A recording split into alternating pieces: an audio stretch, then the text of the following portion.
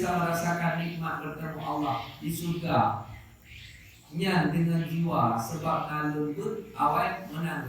Itu wajib jadi akidah bahwa kita akan bertemu Allah Ta'ala dengan badan kita, tapi tidak dimengerti. Bagaimanakah Allah tidak dimengerti? Nabi Muhammad saja sudah ketemu mengerti. Jadi faman yarju liqa'a rabbih falyamal amalan shalihan. Itu di ayat terakhir surah Al-Kahfi. Siapa yang mau ketemu Allah maka beramallah dengan amalan yang saleh. Dulu Nabi Adam komunikasi dengan Allah di surga, Nabi Muhammad di Isra Mi'raj di Mustawa, Nabi Musa di Bukit Tursina, kita di hari akhirat di Padang Mahsyar.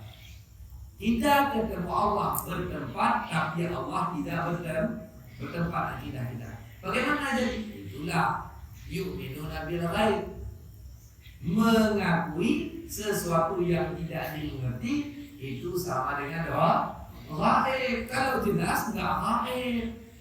Ini yang membingungkan. Kalau itu harus dijelaskan bagaimanakah sebelum ada ruang atau ada alam. Ya ngerti Ustaz. Peta semua atau keras semua, kosong semua, kosong juga ruang. Bagaimanakah ruang tanpa ruang?